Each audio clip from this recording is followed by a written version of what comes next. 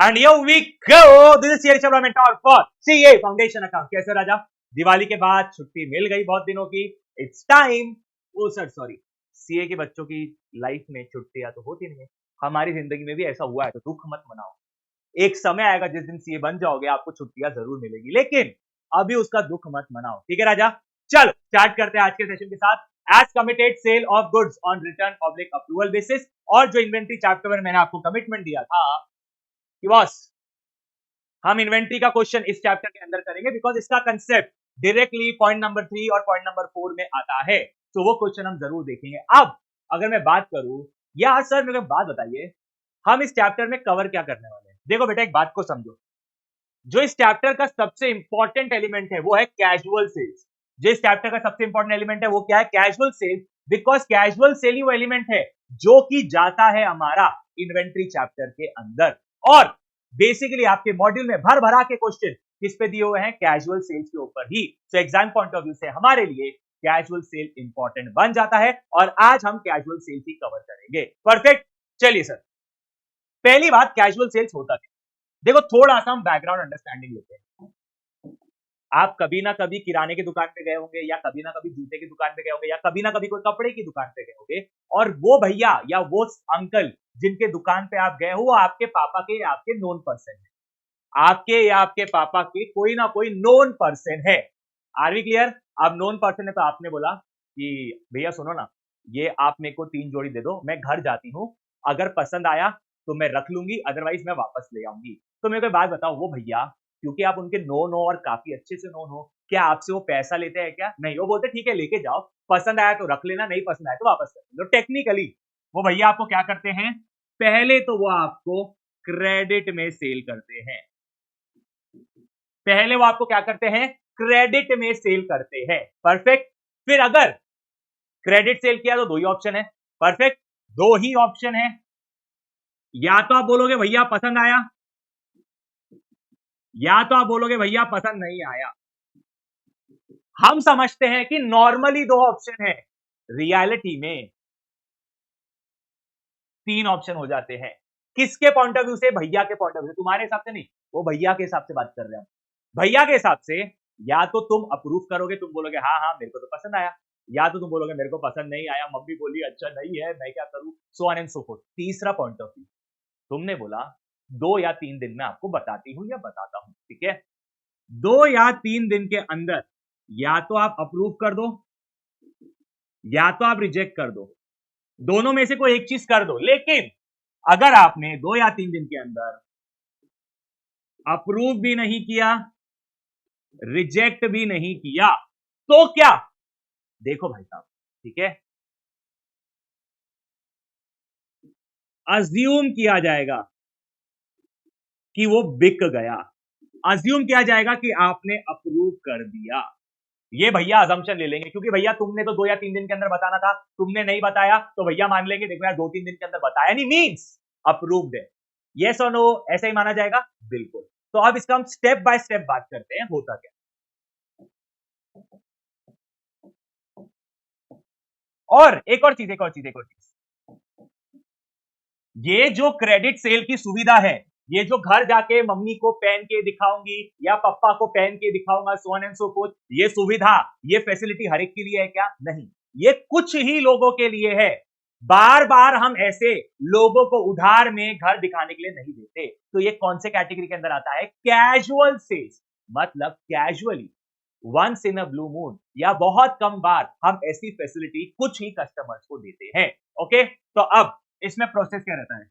सबसे पहले जो चीज आपने बेचा है, सेल, जो चीज आपने बेचा है अप्रूवल पे या रिजेक्शन पे, उसको हम सबसे पहले अज्यूम कर लेंगे. क्या बोला मैंने? अज्यूम कर लेंगे हमारा एक्चुअल सेल. क्या अज्यूम कर लेंगे? पूरे के पूरे अमाउंट को हम क्या अज्यूम कर लेंगे? हमारा एक्चुअल सेल. अब अगर आपने वापस लाके दे दिया तो जो रिटर्न है उसको हम क्या मान लेंगे? हमारा एक्चुअल रिटर्न.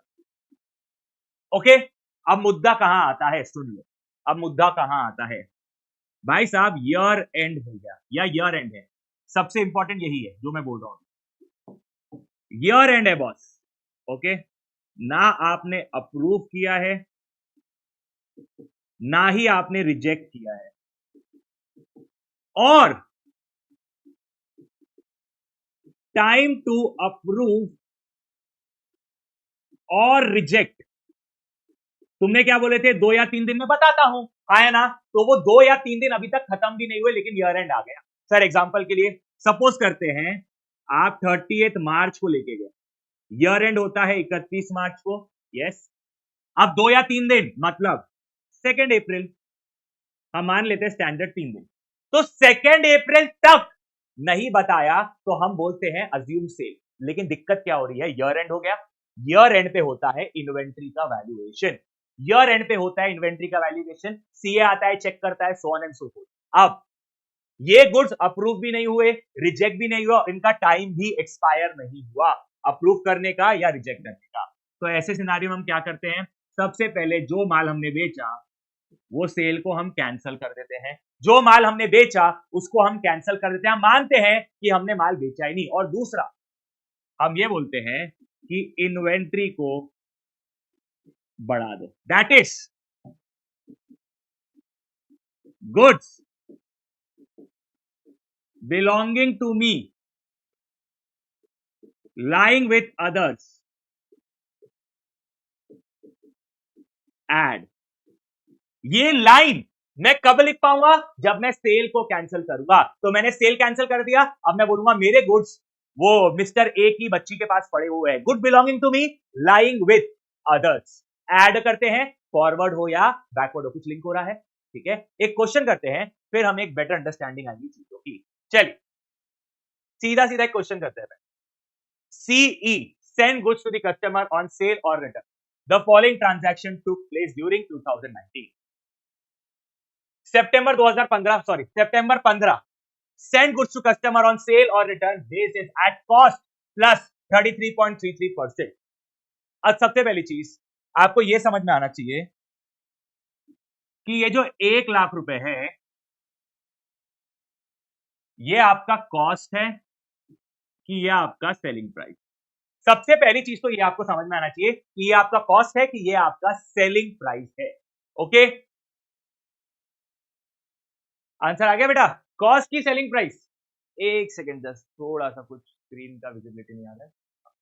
ओके, ये क्या है आपका, ये है आपका सेलिंग प्राइस। देखो बेटा सेलिंग प्राइस कैसे पहचान, अगर क्वेश्चन में ये 1,00,000 कॉस्ट है तो क्वेश्चन आपको स्पेसिफिकली बताएगा, ऐसे लिखिए कि भाई ये 1,20,000 है ना, ये आपका कॉस्ट है। क्वेश्चन आपको लिख के बताएगा कि क्या है, ये आपका कॉस्ट है। परफेक्ट विद दिस एवरीवन, अगर क्वेश्चन ने आपको लिख के बता दिया ये आपका कॉस्ट है तो कॉस्ट है, ठीक है। दूसरा समझो, 40 + 20 80, 80 + 20 1,00,000, तो इसका टोटल क्या है 1,00,000। अब सोचो, गुड्स रिटर्न बाय कस्टमर ये सेलिंग प्राइस है, गुड्स अप्रूव बाय कस्टमर ये सेलिंग प्राइस है, अवेटिंग अप्रूवल सेलिंग प्राइस है। तो यहां का टोटल भी आपको एक हिंट देगा कि वो 1,00,000 रुपए क्या है, आपका सेलिंग प्राइस है कि आपका cost. Okay, let's move further. तो सबसे पहले सितंबर 15 को हमने माल बेच दिया, ठीक है। चलो सितंबर 15 ट्रेड रिसीवेबल, अब कस्टमर का नाम नहीं है, कस्टमर का नाम होता तो मैं उसका नाम लिख देता था, बट यहां पे उसका नाम नहीं है, तो trade receivable account debit to sales. जो माल हमने बेचा हम उसे अपना एक्चुअल सेल्स मानते हैं, 1,50,000। नरेशन डाल देंगे, being goods sold on return oblique approval basis, ठीक है। चल सॉरी 1,00,000, ओके आगे बढ़ते हैं। Goods return by customer, customer ने अक्टूबर 20 को रिटर्न कर दिया, तो रिटर्न कर दिया तो मैं क्या मानूंगा, मेरा एक्चुअल सेल रिटर्न, ठीक है। सेल्स क्रेडिट होता है, सेल्स रिटर्न अकाउंट डेबिट होता है, sales return account debit to trade receivable, debit रहता है, डेबिट को कम करना है तो क्या करेंगे क्रेडिट, कितना 40,000। Okay let's move further. Receive letter of acceptance, अब देखो इसका क्या करेंगे, इसका नो एंट्री, सर क्यों नो एंट्री? बेटा कस्टमर ने अप्रूव किया। अब मुझे एक बात बताओ, अप्रूव किया मतलब वो मान रहा है मेरे को चाहिए, मतलब सेल हो गया। अरे मेरे लाल सुनना, मैंने ऑलरेडी 1 लाख का सेल मान लिया, तो जब मैंने उसको दिया था मैंने मान लिया था, अप्रूव हो गया, ये मैंने माना था। तो ऑलरेडी 1 लाख के अंदर जो उसने 40,000 अप्रूव किया है वो मान चुका हूं मैं ऑलरेडी, मेरा सेल है, तो इसका नो एंट्री होगा। ठीक है, आई रिपीट, 1 लाख के 4 3 हिस्से हो रहे हैं इस क्वेश्चन में। 40,000 तो रिटर्न आ गया, 40,000 अप्रूव हो गया, अप्रूव हो गया मतलब सेल, और ऑलरेडी मैं सेल का एंट्री मार चुका हूं 1 लाख के इक्विवेलेंट का, यस और नो। और बाकी का 20,000 ना ही अप्रूव हुआ ना ही रिजेक्ट हुआ, और इसका टाइम भी अभी तक एक्सपायर नहीं हुआ है। डन।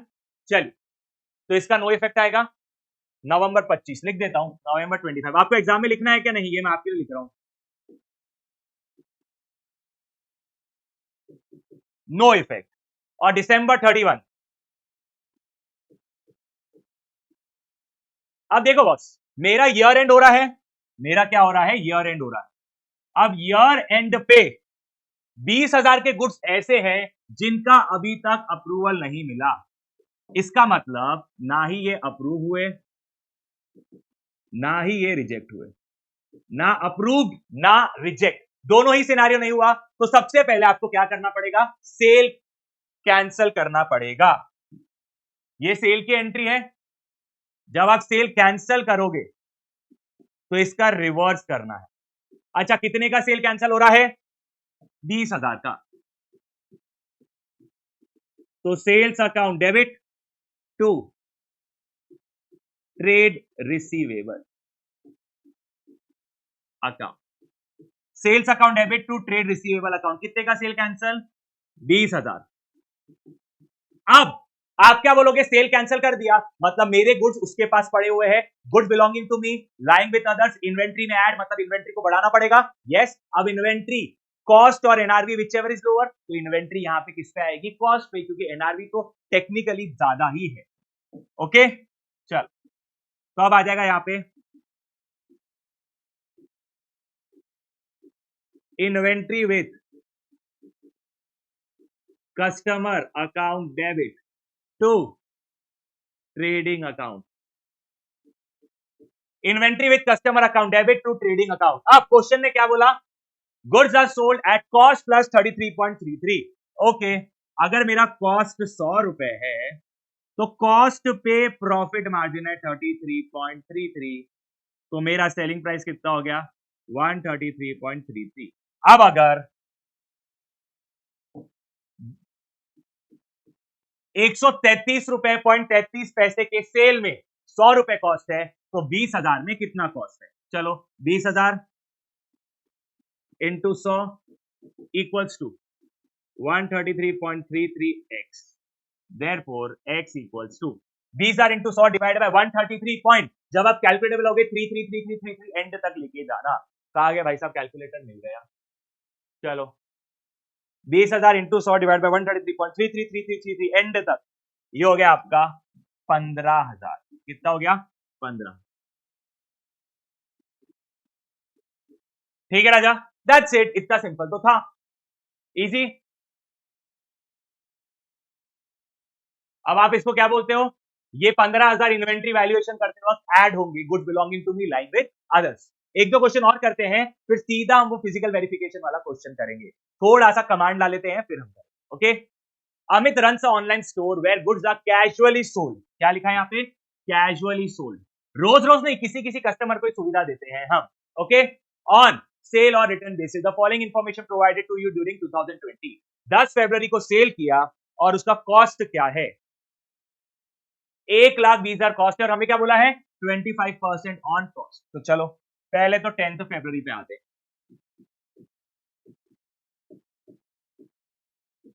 10 फेब, वापस से सबसे पहले मैं सेल की एंट्री मारूंगा, trade receivable account debit to sales account, trade receivable account debit to sales account. अब देखो बेटा, हमें क्या बोला गया है, goods are sold at 25% on cost. अगर मेरा कॉस्ट 100 रुपए है तो उस पे प्रॉफिट 25% होगा, दैट इज 25 रुपए। तो मेरा सेलिंग प्राइस कितना होगा? 125। अगर मेरा कॉस्ट अभी 1,20,000 है और सेल्स में हमेशा प्रॉफिट इंक्लूडेड रहते हैं, तो मेरा सेलिंग प्राइस कितना हो जाएगा? x। कैलकुलेट कर ले। 100x equals to 1,20,000 into 125, therefore x equals to 1,20,000 into 125 divided by 100। बोलो x कितना है, जल्दी बताओ। तो भाई आंसर क्या आया? 1.5 लाख आया। ऑब्वियसली आंसर तो यही आना है। तो ठीक है, ये हो गया आपका 1,50,000। ठीक है, इसको मैंने क्या मान लिया? मेरा एक्चुअल सेल। डन है बॉस। फिर 20 फरवरी को रिटर्न आया। अब सुनो, ये 80,000 कॉस्ट है कि सेलिंग प्राइस? कैसे पता करें? 80 प्लस 40 120, 120 प्लस 30 1.5 लाख। तो इन तीनों का टोटल कितना हो गया? 1.5 लाख। दैट मीन्स ये सेलिंग प्राइस है। Are we clear? और दूसरा, क्या यहाँ पे ब्रैकेट में कॉस्ट लिखा है क्या? नहीं। तो जब ब्रैकेट में कॉस्ट लिखा नहीं तो मैं कॉस्ट क्यों मानूं? ओके, तो चलिए स्टार्ट करते हैं। आगे 20th फेब है। 20th Feb,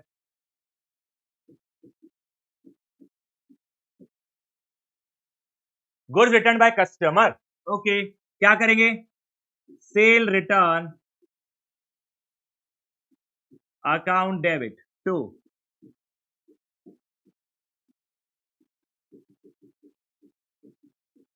trade receivable account. कितने का रिटर्न है? ऑब्वियसली 80,000 का रिटर्न है। ठीक है, आगे बढ़ते हैं। Goods which are approval given by customer, इसका नो इफेक्ट, नो एंट्री। ठीक है। 31 March, goods with customer awaiting approval. तो 15 मार्च का तो कोई इफेक्ट ही नहीं आएगा, that's obvious.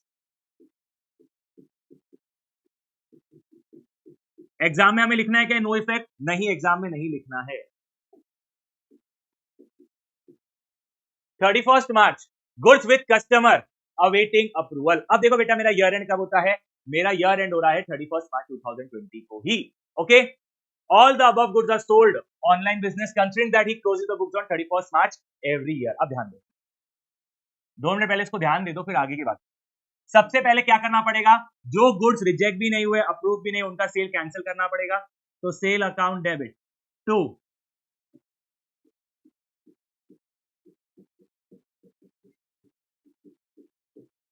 Trade receivable account. कितना? 30,000।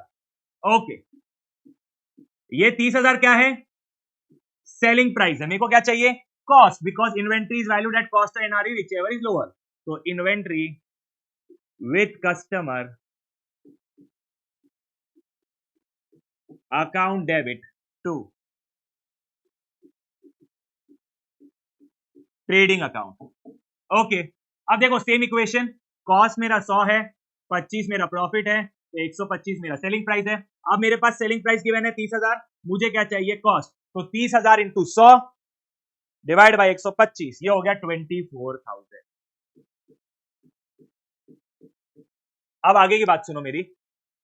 Note, additionally it has been provided that on 15th April the customer have rejected the goods which approved have been pending on 31st March। वो क्या बोल रहा है कि ये जो 30,000 के गुड्स है ना, जिनका अप्रूवल पेंडिंग था 31 मार्च को, कस्टमर ने 15 अप्रैल को बोला मैं ये गुड्स रिजेक्ट कर रहा हूं। तो अब देखो, क्या इसका कोई इफेक्ट आएगा क्या? No effect. क्यों बॉस, इसका इफेक्ट क्यों नहीं आएगा? बिकॉज राजा, मैंने तो सेल कैंसिल कर दिया। अब मैंने सेल ही कैंसिल कर दिया, तो तू रिजेक्ट कर रहा है, तो उससे मुझे कोई इंपैक्ट आने वाला है क्या? नहीं, क्योंकि मैंने मान लिया तू गुड्स नहीं खरीद रहा, तभी तो मैंने गुड्स कैंसिल कर रहा हूं। अब तूने मेरे को 15 दिन बाद में बताया, दैट डजंट मैटर। मेरे लिए इंपॉर्टेंट क्या है? मैंने 31 मार्च को सेल कैंसिल कर दिया, मींस मैंने मान लिया कि तू भैया अप्रूव नहीं करेगा। Are we clear? ये मैंने मान लिया और मैंने उसका इफेक्ट दे दिया। अब तू ऑफिशियली मेरे को 15 दिन बाद बता रहा है, तो मेरे लिए कोई फर्क थोड़ी पड़ता है। मुझे पता था कि मेरा ब्रेकअप होने वाला है, तो मैंने पहले ही ढूंढना शुरू कर दिया। अब तूने मेरे को 15 दिन बाद बताया कि ब्रेकअप होगा, ठीक है ना? I was prepared bro. Are we clear? चल लेट्स मूव फर्दर, यहां से आगे बढ़ते हैं। Mister Kumar sells goods on approval or return basis casually. He has sold goods worth 1,50,000 ये सोल्ड है, sold at a profit of 33.33% on selling price. अब सुनो, ये 1.5 लाख मेरा कॉस्ट है कि सेलिंग प्राइस है? बॉयज एंड गर्ल्स सब यहां पे ध्यान देंगे, यहां सोल्ड लिखा है तो ऑटोमेटिकली ये मेरा क्या है? सेलिंग प्राइस, ठीक है। which has been awaiting approval from the customer as on the date of closing books after the expiry of the period, मतलब after the expiry of the period the customer have accepted the goods equivalent to 75% of the cost of goods and the rest considered to be rejected। okay, अब सुनो, सबसे पहली बात मेरे लिए important क्या रहता है? ईयर। मेरे लिए इंपॉर्टेंट क्या रहता है? Year and.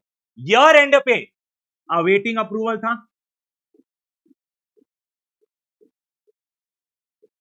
अवेटिंग अप्रूवल का मतलब ना उसने अभी तक अप्रूव किया है, ना उसने अभी तक रिजेक्ट किया है, और टाइम भी एक्सपायर नहीं हुआ। ओके, ना अप्रूव किया, ना रिजेक्ट किया, और ना ही टाइम एक्सपायर हुआ। Are we clear till everyone? ये सब कुछ सॉर्टेड है, परफेक्ट। अब बात को समझो, तो ईयर एंड पे पूरा का पूरा 1.5 लाख रुपए का, पूरा का पूरा 1.5 लाख रुपए का गुड्स जिसका अवेटिंग अप्रूवल है, मतलब अप्रूव नहीं हुआ, रिजेक्ट नहीं हुआ, टाइम एक्सपायर नहीं होता, इसका हम क्या करते हैं? सबसे पहला सेल कैंसल, फिर इन्वेंट्री की एंट्री, दैट इज इन्वेंट्री में ऐड। यस और नो यही करते हैं। अब पता है हम गलती क्या करते हैं? हम यहाँ पे पहले सेल की एंट्री मारते हैं, फिर रिटर्न तो हुआ नहीं, फिर ईयर एंड की एंट्री मारते हैं। क्वेश्चन आपको क्या डिमांड कर रहा है? क्वेश्चन आपको डिमांड कर रहा है सीधा सीधा ईयर एंड की एंट्रीज और ईयर एंड के बाद की एंट्रीज। वो सेल की एंट्री नहीं डिमांड कर रहा, वो ईयर एंड की एंट्री डिमांड कर रहा है। आप क्या कर रहे हो? फ्लो में लिख के आ रहे हैं, ठीक है। तो ईयर एंड पे सबसे पहले सेल कैंसिल होगा, यस। सेल की एंट्री हो चुकी है तो अब मैं सेल कैंसिल की एंट्री कर रहा हूं, तो sales account debit to trade receivable,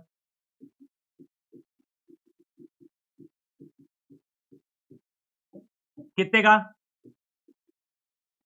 1.5 lakh रुपए का। ओके, सेल कैंसिल किया तो ऑटोमेटिकली मुझे इन्वेंट्री बांधनी पड़ेगी, इन्वेंट्री को ऐड करना पड़ेगा। तो इन्वेंट्री को बढ़ाना है, inventory with customer account debit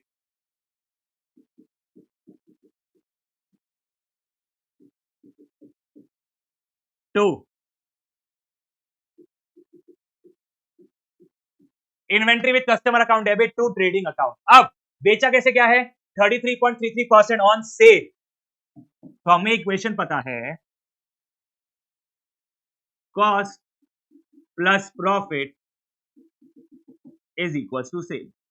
अब क्योंकि ऑन सेल बोला है तो सेल को मान लो 100, प्रॉफिट क्या है? 33.33, तो ये कितना हो जाएगा? 66.67, ठीक है। तो अब मेरा सेल कितना है? मेरा सेल है 1.5 लाख, मुझे क्या चाहिए? सेल का कॉस्ट, तो 1.5 लाख। अब आप कैसे लोगे? ये 67 मैंने राउंडिंग ऑफ करने के लिए लिखा है, रियलिटी में क्या है? 66666, 1.5 लाख इंटू 66.66666666 डिवाइडेड बाय 100, तो ये हो गया मेरा 99,999.999999, तो ये हो गया आपका 1 लाख। ओके, अब क्वेश्चन मेरे को बोल रहा है आफ्टर एक्सपायरी की भी एंट्री पास करो।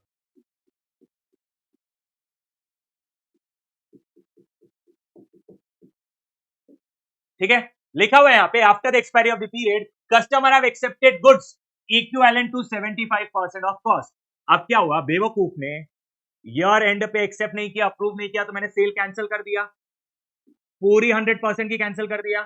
बाद में सेल कैंसिल होने के बाद पीरियड खत्म हुआ, ये बोल रहा मैं 75% अप्रूव कर रहा हूं और 25% रिजेक्ट कर रहा हूं, तो 75% अप्रूव कर रहा हूं, तो बॉस मुझे इसकी सेल की एंट्री वापस करनी पड़ेगी। क्यों sir?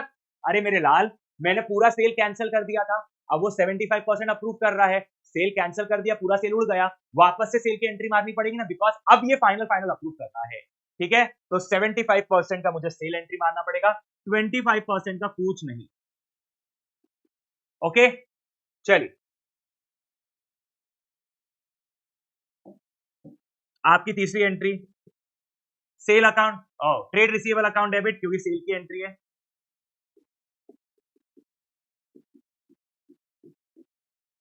To sales account. 75% approve कर रहा है, तो 1.5 लाख 100% सेलिंग वैल्यू है, उसका 75%, 1,12,500। ठीक है राजा, बस दैट्स इट। चलिए आगे बढ़ते हैं। अब थोड़ा बहुत तो आपको समझ गया होगा, तो इन्वेंट्री वाला क्वेश्चन करके एक बार, क्योंकि इसके बाद बेसिक कुछ और नहीं है, ये सारी चीजें हैं। हम 1 2 3 4 क्वेश्चन बाद आने वाले हैं, लेकिन मैं इन्वेंट्री वाला क्वेश्चन अभी लेने की इच्छा रख रहा हूं। डन है बॉस? चल स्टार्ट करते हैं। Physical verification of a stock in the business was done on 23 फरवरी 2020। तो फिजिकल, अच्छा आपने अगर इन्वेंट्री का लेक्चर नहीं देखा है और अगर आप ये डायरेक्टली देख रहे हो तो पहले इन्वेंट्री का लेक्चर देख के आना। भाई मैं ये फोन के मारे परेशान हूं, पता है तुमको।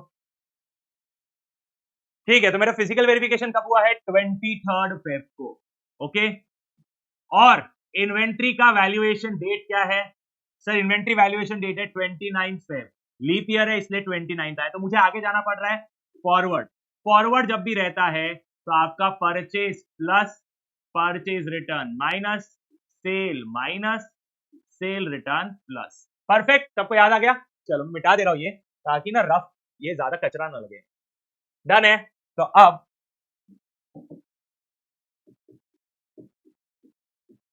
Value of stock on physical verification,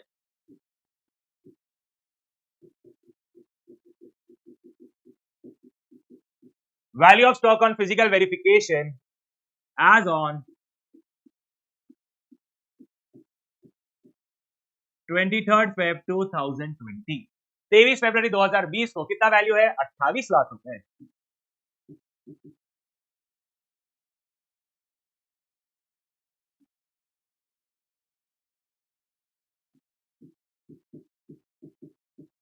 okay, अब आते हैं हम पहला point. Out of these goods sent on consignment cost है 2,30,000। मुझे तो कॉस्ट ही चाहिए, हर चीज का मुझे क्या चाहिए? कॉस्ट चाहिए। तो एड गुड्स कंसाइनमेंट में भेजे थे और अनसोल्ड है, तो goods belonging to me lying with others add हो जाएगा।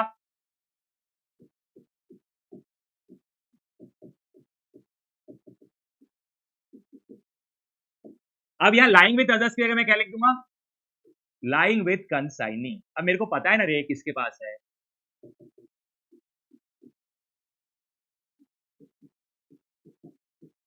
2,30,000, ठीक है। Purchase of 3 lakhs were made, out of which 1,20,000 were delivered on 5th मार्च। इसका डिस्कशन मैं ऑलरेडी कर चुका हूं, वापस करना। देखो बेटा, अब क्या है, आपने परचेज कितने का किया? ऑब्वियसली 3 लाख का किया, और ये कब से लेकर कब तक? फिजिकल वेरिफिकेशन के बाद से 29 फेब तक। ओके, अब सबसे पहली चीज मेरे को एक बात बताओ, इसके दो पहलू है, 1,80,000 और 1,20,000। ओके, 1,80,000 डिलीवर हो गए, बट फिजिकल वेरिफिकेशन में काउंट हुए क्या? नहीं। ये 1,20,000 आपके डिलीवर ही नहीं हुए 29 फेब को। ये कब डिलीवर हुए? 5 मार्च को। जो डिलीवर नहीं हुए तो ऑब्वियसली फिजिकल वेरिफिकेशन में भी काउंट नहीं होंगे। तो इसको हम क्या बोलेंगे? Goods belonging to me lying with others, goods belonging to me lying with others. ठीक है, तो अब आप चाहो तो यहां पे लिख सकते हो not counted in physical verification. Okay, वापस से एड परचेज जो कि डिलीवर हो चुके हैं but not counted in physical verification. कितना है? 1,80,000। ओके, वापस से एड परचेजेस, इसको हम क्या नाम दे देंगे? Goods belonging to me lying with others not counted in physical verification. कितने हैं वो? 1,20,000। डन है यहां तक, आगे बढ़ते हैं। अब ये दो सबसे इंपॉर्टेंट लाइन है जिसके वजह से क्वेश्चन रुका हुआ है। Sale were 13,60,000 which includes goods worth 3,20,000 sent on approval, okay, return oblique approval basis पे। तो मेरा टोटल सेल वैल्यू कितना है?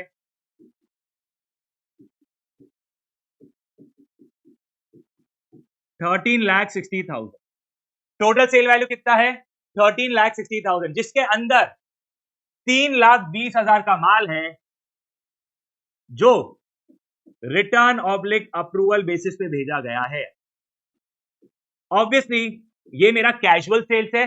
कैजुअल सेल्स में 3,20,000 को पहले एक्चुअल सेल माना जाएगा, फिर अगर रिटर्न है तो एक्चुअल रिटर्न माना जाएगा, और ईयर एंड पे जो रिटर्न भी नहीं है, अप्रूव भी नहीं है, उसका सेल की कैंसिलेशन की एंट्री मारेंगे। वो तो जर्नल एंट्री होगी। इन्वेंट्री में क्या इफेक्ट आएगा? इन्वेंट्री में ये इफेक्ट आएगा कि बॉस आपको क्या करना है? Goods belonging to me lying with others at. Done है? याद आया? चल ओके, तो हम कहां तक पहुंचे? 3,20,000 अप्रूवल पे, half of these goods were return. चलो, तो 3,20,000 में से 50% दैट इज 1,60,000 रिटर्न हो गए। बाकी 1,60,000 का क्या हुआ? ना अप्रूव हुए, ना रिजेक्ट हुए, और ना ही टाइम एक्सपायर हुआ। तो इनका सेल कैंसिल करके मुझे क्या करना पड़ेगा? Good belonging to be lying with others. Okay, but no information available regarding the remaining. अब ये लाइन पढ़ो। Goods are sold at a cost plus 25%, however goods costing 2,40,000 had been sold off for 1.5 lakh. एक abnormal sale है, okay, उसका sale value कितना है? 1.5 lakh. Okay, तो अब आपकी नॉर्मल सेल कितनी है? नॉर्मल सेल मतलब जो कि अप्रूवल वाली भी नहीं है और जो कि एबनॉर्मल भी नहीं है। कितनी है? Let's check.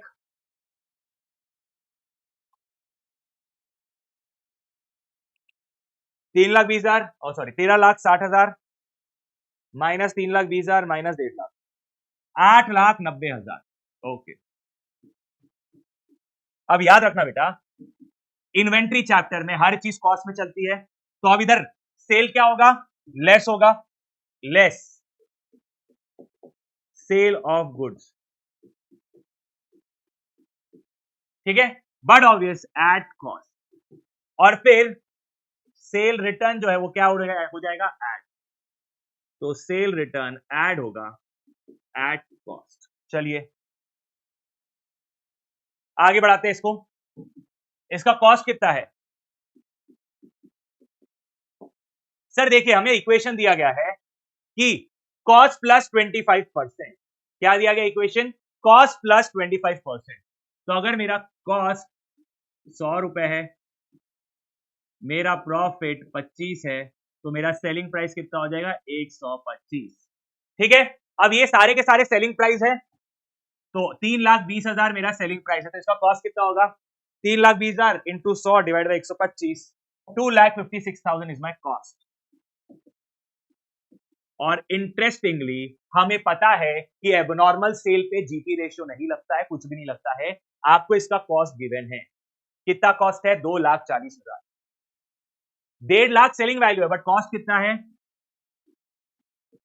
2,40,000। ये आपको गिवन है, ठीक है, ये हमने कैलकुलेट नहीं किया। आगे 8,90,000 इंटू 100 डिवाइड बाई 125, 7,12,000। तो आपका टोटल सेल कितना हो गया? 2,56,000, 2,40,000, 7,12,000, 12,08,000। कितना हो गया? 12,08,000। अब 2,56,000 का ऑब्वियसली 50% रिटर्न आया, क्योंकि inventory is always at cost. तो ये अगर आपने नहीं भी निकाला होता तो यही से मुझे मिल जाता था। और बाकी 50% का क्या करना है? ना रिजेक्ट हुआ ना अप्रूव हुआ, तो इसका सेल कैंसिल हो जाएगा ऑटोमेटिकली, और इसे हमें ऐड करना है goods belonging to lying with others, ठीक है। 2,56,000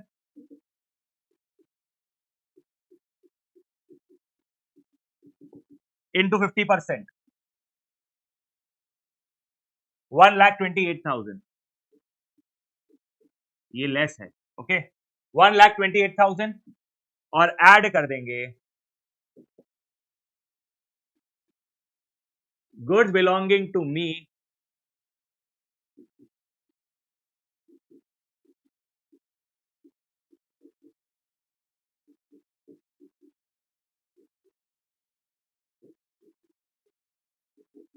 lying with customer on approval 1,28,000, बस। और क्या है, बस इतना ही हिसाब किताब था जिसकी वजह से हमने क्वेश्चन को रोक दिया था इन आवर लास्ट सेशन। चलिए हिसाब किताब करो, अभी कितना हो गया, 28 lakh plus 2,30,000 plus 1,80,000 minus, sorry 28 lakh plus 2,30,000 plus 1,80,000 plus 1,20,000 minus 12,08,000 plus 1,28,000 plus 1,28,000, 23,78,000।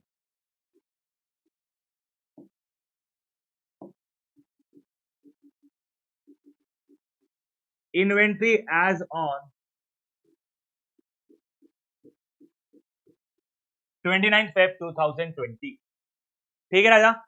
अब इसका आंसर ये एक और तरीका है, ये तरीका मॉड्यूल में या कहीं पे पीवाईक्यू में गिवन होगा, तो वो सब भी मैंने दे दिया है, ठीक है राजा। पूरे कैलकुलेशंस आपके सामने हैं, done.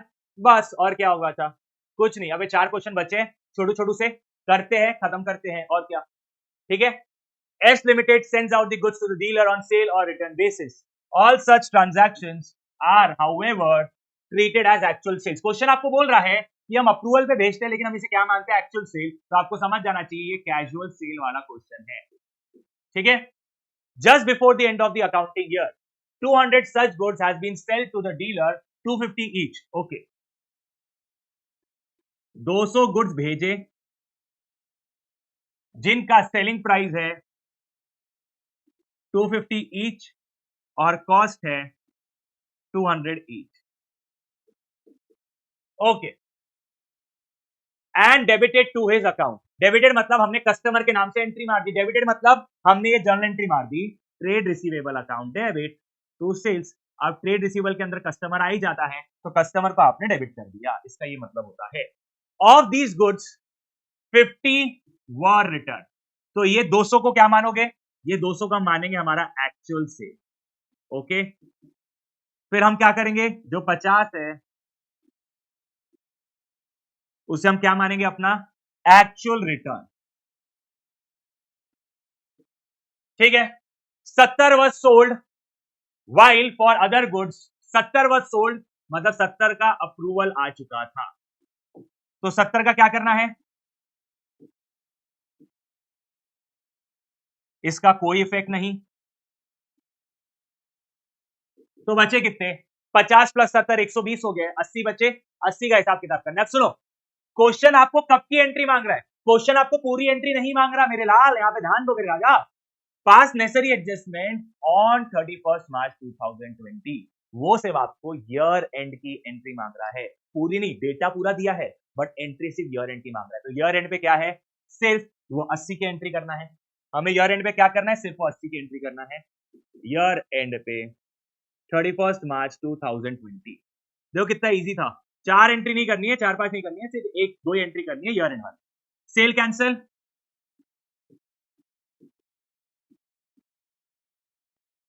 Sales account debit two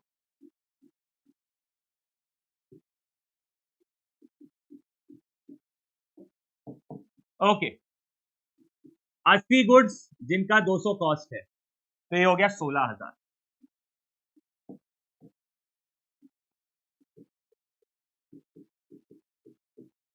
O so sorry guys, so sorry, 80 का सेलिंग वैल्यू है 250 के भाव, माय बैड, 20,000। अब सेल कैंसिल हो गई तो इन्वेंट्री का इफेक्ट ले लो,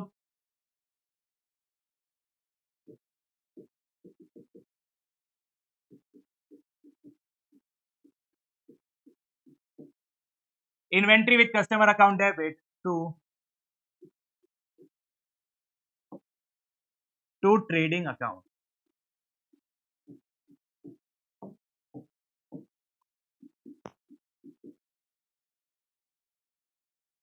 अस्सी 200 के भाव पे।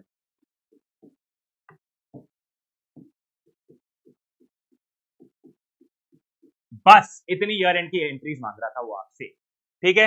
Let's move further to another question. Cali company sends out a gas container to dealer on sale or return basis. All such transactions are however treated as actual sales and pass through sales day book. Just before the year end, 100 gas container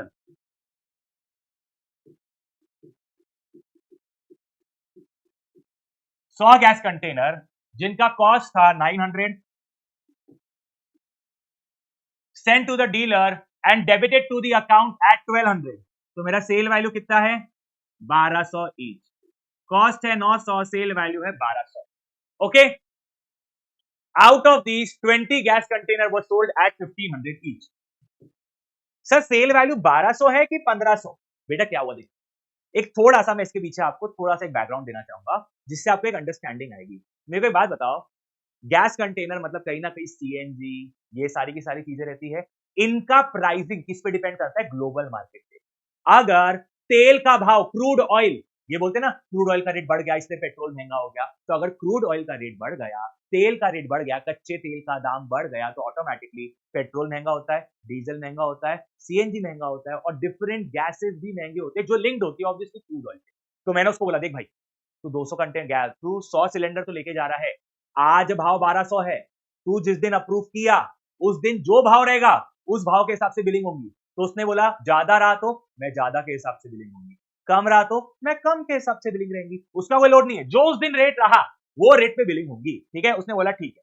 तो जिस दिन उसने approve किया, date of approval पे एक cylinder का rate क्या पहुंच चुका था? 15।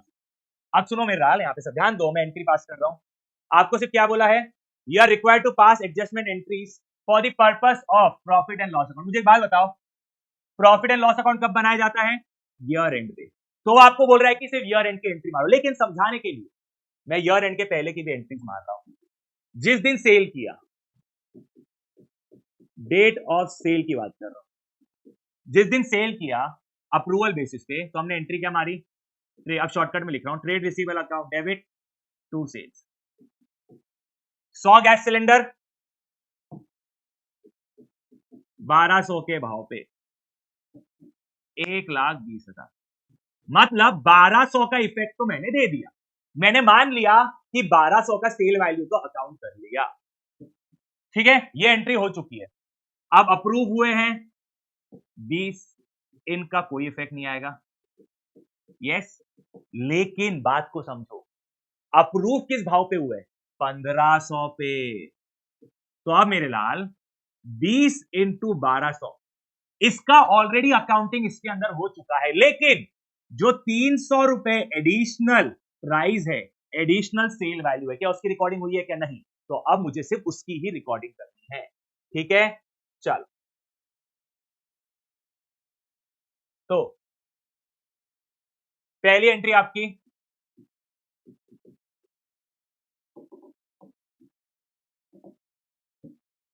पहली एंट्री आपकी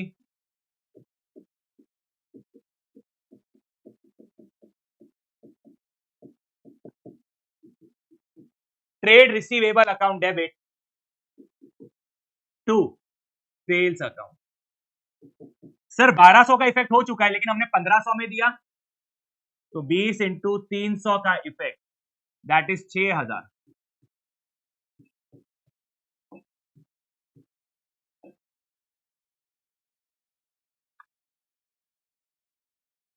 ठीक है। अब बाकी का क्या? सर बाकी का कुछ नहीं, बाकी का क्या? 100 भेजा था, 20 का हिसाब किताब हो गया, अब 80 ना ही अप्रूव किया ना ही रिजेक्ट किया, तो क्या करना पड़ेगा? Sale cancel. सेल कैंसल मतलब सेल अकाउंट डेबिट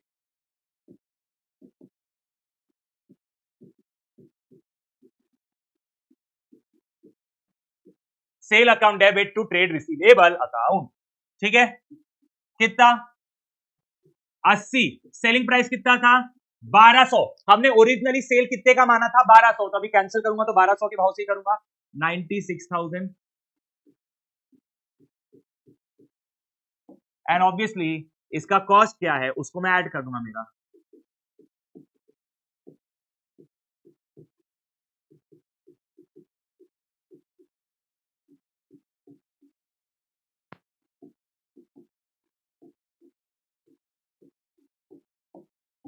मेरे लिए क्या भाव है 80 सिलेंडर मेरे लिए 900 का भाव है, if I'm not wrong, yes 900 का ही भाव है, तो 900 इंटू 80 72,000। चलिए we done with one more question, आगे बढ़ते हैं। ठीक है, अब इसमें क्या है, कस्टमर ने कम रेट पे माना। इसके पहले वाले क्वेश्चन में क्या था, इसके पहले वाले क्वेश्चन में था कि 1200 की जगह कस्टमर ने 1500 पे मान लिया। अब यहाँ पे हमने जो सेलिंग वैल्यू ओरिजिनली बुक किया था उससे कम पे माना था, तो हमें क्या करना पड़ेगा, जब वैल्यू बढ़ाना है तो trade receivable debit to sales, debit और बढ़ाना है, पहले 1200 डेबिट किया था, अभी 1500 डेबिट करना है, तो 300 बढ़ाना है, डेबिट को बढ़ाना है तो डेबिट करेंगे, ट्रेड रिसीवेबल टू सेल। अब इसका उल्टा होगा, बिकॉज आपने डेबिट पहले 280 किया, कस्टमर 250 पे मान रहा है, तो डेबिट 280 माना 250 पे, मतलब डेबिट को कम करना है, डेबिट को कम करना है, तो क्रेडिट को इसका रिवर्सल, सिंपल एंड सोबर। ठीक है राजा, चलो मैं इसको कॉपी कर लेता हूं ताकि हमारा फटाफट हो जाए, बाकी सारी चीजें सेम रहेगी। डेबिट को कम करना है तो credit,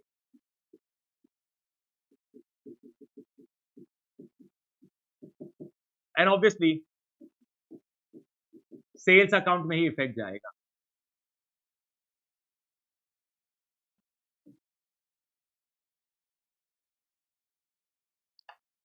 E-Limited sends out accounting machine costing 200 each to the customer on sale or return basis। ठीक है, तो मेरा कॉस्ट हो गया 200 each। Okay, all such transaction however treated as actual sales and are passed through just before the end of the financial year, that is on March 24, 2020, 300 of the such accounting machines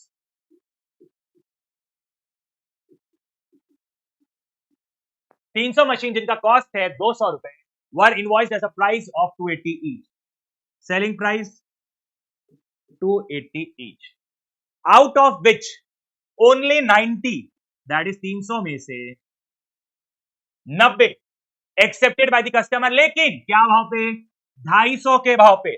मैंने उसे जब cell की entry मारा था तो trade receivable account debit to sales 280 के भाव पे मारा था, मतलब मैंने कस्टमर को डेबिट किया था 280 से, टेक्निकली कस्टमर 250 पे माना है, मतलब 250 डेबिट करना था, मैंने ज्यादा डेबिट कर दिया सुधारने के लिए क्रेडिट, तो कितना 30 रुपए 90 मशीन पे,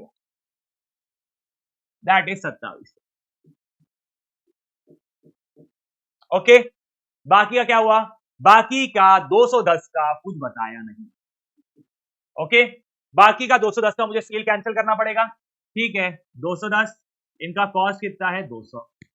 ओके सॉरी, ओरिजिनली बुक कितने पे किया था 280 के सेलिंग वैल्यू में बुक किया था, और कॉस्ट कितना है 200।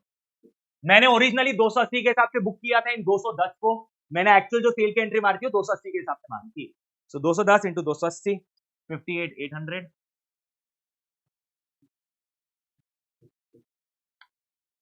210 into 200 42।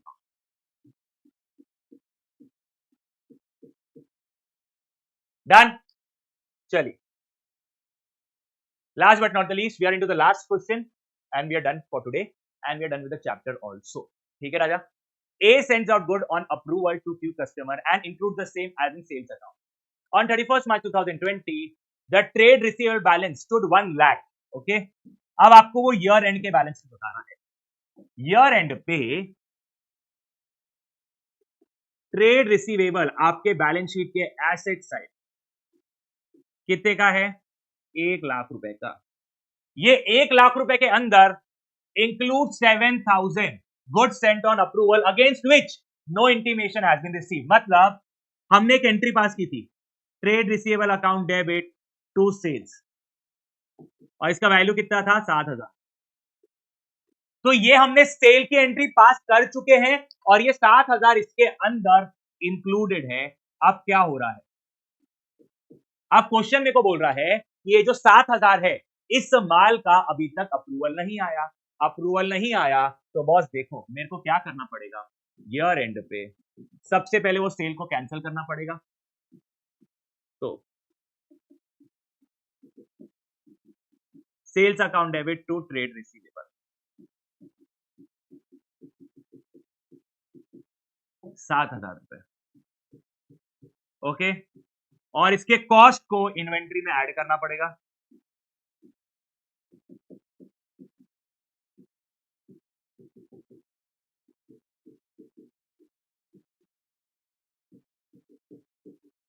Inventory with customer account debit to trading account, ठीक है। इसके बारे में कुछ दिया है क्या information? These goods are sent out at 25% over and above cost. तो मेरा कॉस्ट हो गया 100, मेरा प्रॉफिट हो गया 25, तो मेरा सेलिंग प्राइस कितना हो गया 125। अगर 7,000 सेलिंग प्राइस है तो मेरा कॉस्ट कितना होगा, 7,000 इंटू 100 डिवाइड बाई 125, 5,600।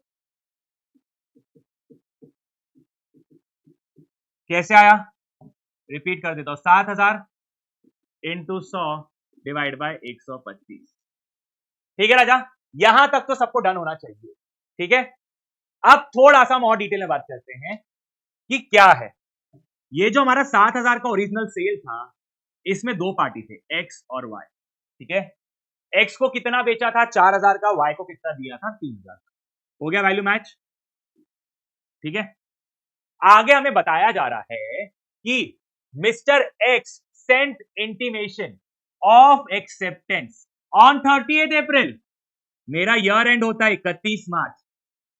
31 मार्च को इसने भेजा नहीं तो मैंने सेल कैंसिल कर दिया, मतलब मैंने माना मैंने इसको माल बेचा है। अब ये मेरे को एक महीने बाद बता रहा है कि मैं अप्रूव करता हूं।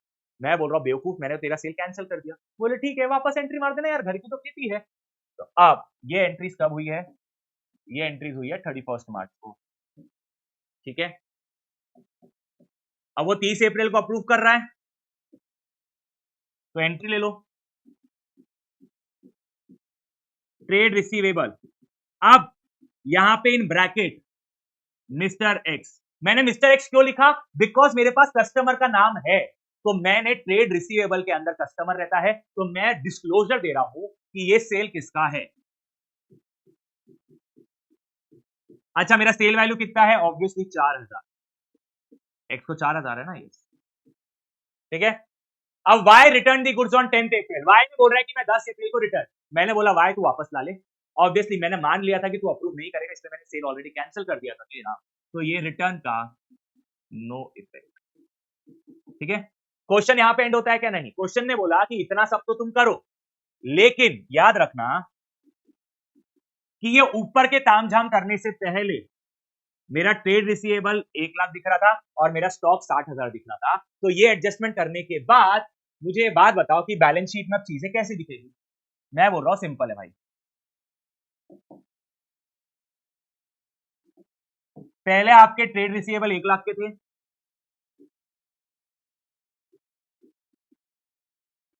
1,00,000 के थे, लेस अप्रूवल वाले,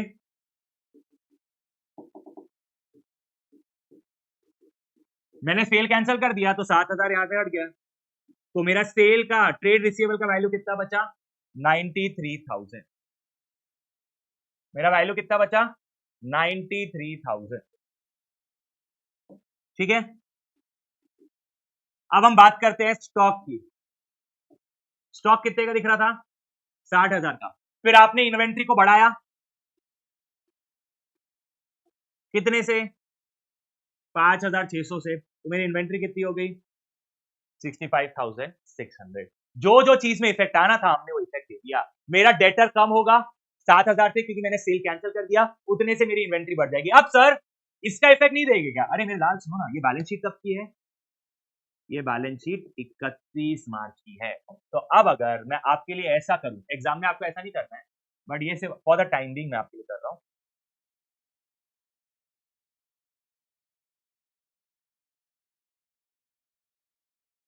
इसको मैं ऊपर रख देता हूं ताकि किसी को कंफ्यूजन ना रहे।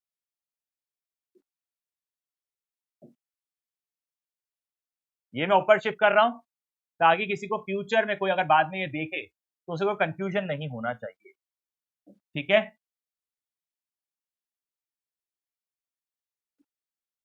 लो, नाउ वी आर सॉर्टेड।